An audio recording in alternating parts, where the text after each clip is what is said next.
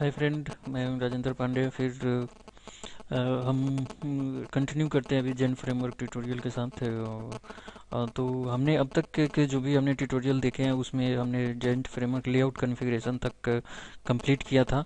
अभी आज हम इस ट्यूटोरियल में देखेंगे कि कैसे हमें यदि एक न्यू मॉड्यूल क्रिएट करनी है जेन के अंदर, तो उसको कैसे करना है। तो उसके लिए जो तरीके हैं वो दो तरीके से हैं। ये तो एक तो हम उसको मैन्युअली क्रिएट कर सकते हैं। दूसरा जेन टूल, जो लाइब्रेरी है जेन फ्रेमवर्क की, उसके थ्रू भी हम क्रिएट कर सकते हैं। तो इसमें जो जेन टूल है, जेन टूल के थ्रू थोड़ा कम्प्लिकेशन ईजी है क्रिएट करना, क्योंकि इसमें इनबिल्ट लाइब्रेरी होती है। उस लाइब्रेरी के थ्रू हम क्रिएट कर सकते हैं, उसमें कमांड प्रॉम्प्ट से क्रिएट किया जाता है। और जो मैनुअल क्रिएशन है उसमें थोड़ा कम्प्लिकेशन है, क्योंकि उसमें बहुत सारे फाइलों को कॉन्फ़िगर करना पड़ता है मॉड्यूल के नेम के साथ। तो उसमें एरर आने के चांस या ज़्यादा टाइम टेकिंग भी होता है। तो हम देखते हैं कि जैसे अब तक हमने जो हमारा जेंड टेस्ट नाम से हमने बना रखा है, तो उसके लिए बना रखा है हमने। तो इसके अंदर जब हमें एक मॉड्यूल क्रिएट करना होगा तो हम मॉड्यूल फोल्डर के अंदर जाएंगे, और इसके अंदर जैसा आप देख सकते हैं कि एल्बम और एप्लीकेशन और ब्लॉग के नाम से हमारा मॉड्यूल है, यूजर के नाम से मॉड्यूल है। इसी तरीके से मॉड्यूल क्रिएट करते हैं। तो इसके लिए जब हम मैनुअल क्रिएट करते हैं तो इसमें हमें बहुत सारे जैसे कन्फिग है, यहाँ पे configure dot auto application configuration के अंदर यूजर के जो भी न्यू मॉड्यूल है उसको असाइन करना पड़ता है, और कई सारी और जगह फाइलों में हमें कन्फिगर करना पड़ता है। तो इस ट्यूटोरियल में हम जेन टूल का प्रयोग देखेंगे कि जेन टूल के थ्रू हम कैसे एक न्यू मॉड्यूल क्रिएट करेंगे। तो सबसे पहले हमें जेन टूल को डाउनलोड करना पड़ेगा। हमें तो उसके जेंड टूल डाउनलोड भी कर सकते हैं। उसके दो तरीके हैं। इसके लिए हम जेंड फ्रेमवर्क का जो ऑफिशियल वेबसाइट है उस पर जाते हैं। ये जेंड फ्रेमवर्क डॉट जेन डॉट कॉम करके जो इसकी साइट है, यहाँ पे ये सारा डिटेल दिया गया है कि जेन टूल को कैसे कन्फिगर करना है। तो इसके दो तरीके हैं। एक तो है कंपोजर के थ्रू हम इसे कन्फिगर कर सकते हैं। तो जैसा कि कंपोजर, आपको याद होगा कि जब हम जेंड क्रिएट कर सकते कॉन्फ़िगर कर रहे थे, उस समय हमने कंपोजर अपने सिस्टम पे कॉन्फ़िगर किया था और उसके थ्रू हमने एप्लीकेशन को डाउनलोड की थी।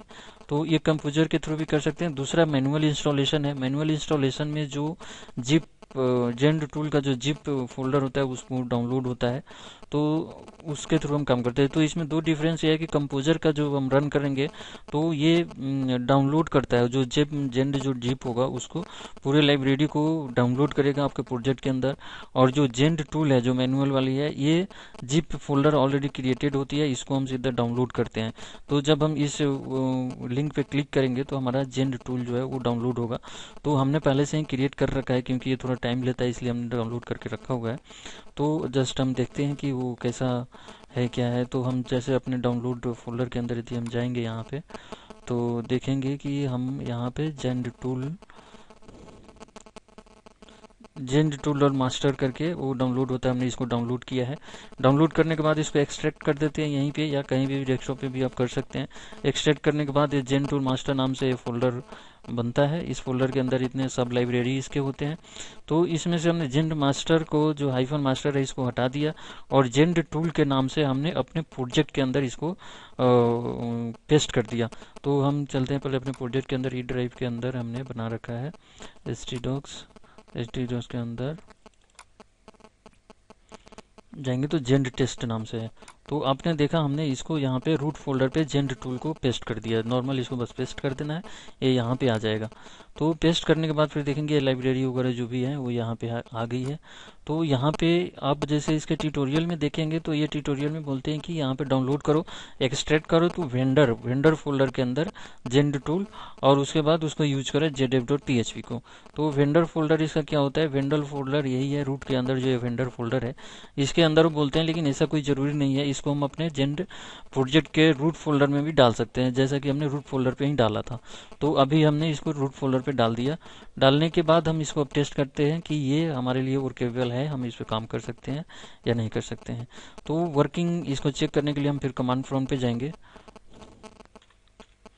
cmd हमने कमांड प्रॉम्प्ट देखा, और इसका जो वर्किंग प्रोसेस है इसको हमने ये कि अपने जो डॉक्यूमेंटेशन है हमारा एक छोटा सा, उस पर हमने स्टेप वाइज क्रिएट भी करा है कि क्या क्या स्टेप से हमें इसको करना है। इस फोल्डर को यदि हम खोलेंगे फाइल को तो हमें दिख जाएगा।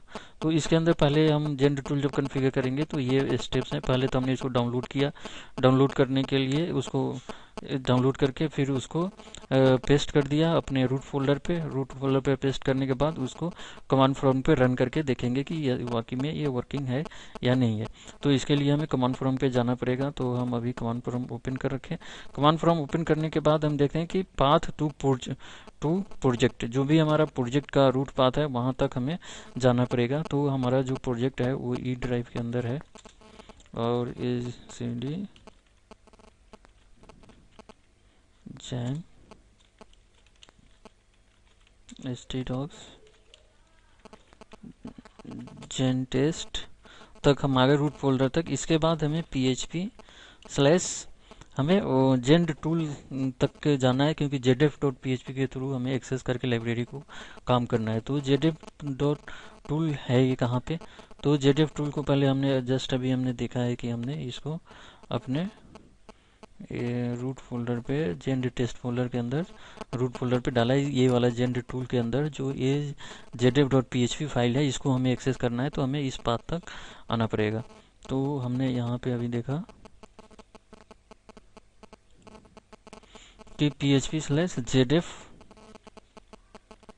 टूल स्लैश zdf.php स्लैश पहले हम वर्जन तो इसके थ्रू हमने देखा कि ये 2.5.1 वर्जन जो है जेन लाइब्रेरी का हमारे पर हम वर्क कर रहे हैं। तो ये वर्जन लिस्ट हो गया। इसका मतलब ये है कि हम सही कॉन्फ़िगर किया हमने, हम इसके वर्केबल है ये हमारे लिए। तो वर्केबल है तो हम इसके साथ काम कर सकते हैं।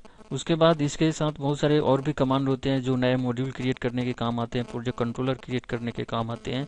तो ये सब जो कमांड है इसमें तो कुछ कमांड हमने यहाँ पर लिख रखा है कि कैसे जेंड फोल्डर क्रिएट मॉड्यूल के साथ काम करना है और ये कंट्रोलर कैसे क्रिएट करना है, जेंड क्रिएट कंट्रोलर करने में सब डालते हैं।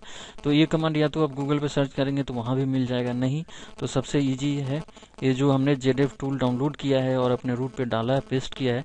इसके अंदर जब ओपन करेंगे तो यहाँ पे एक रीडमी करके फाइल है। इस फाइल को जब आप ओपन करेंगे तो इसके अंदर सारे जो स्टेप्स हैं इस पे वर्क करने के ये ऑलरेडी लिखा हुआ है। तो आप जैसा कि यहाँ देख सकते हैं कि स्टेप्स हैं ये सारे देखिए दिए हुए हैं, डाउनलोड करना है।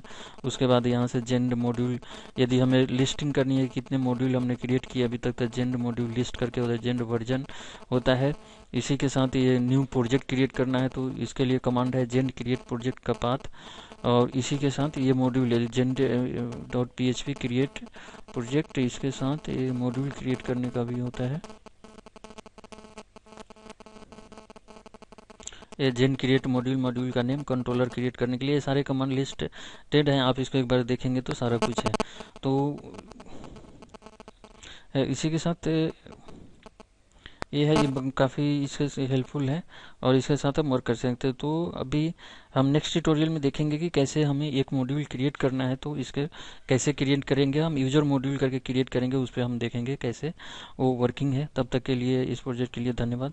ये यदि आपको ये ट्यूटोरियल अच्छा लगता है तो ज़रूर इसको सब्सक्राइब कीजिए और कमेंट कीजिए, क्योंकि इस कमेंट से हमें थोड़ा मोटिवेशन मिलता है बहुत ज़्यादा क्रिएट करने के लिए ट्यूटोरियल्स। तब तक धन्यवाद, थैंक यू।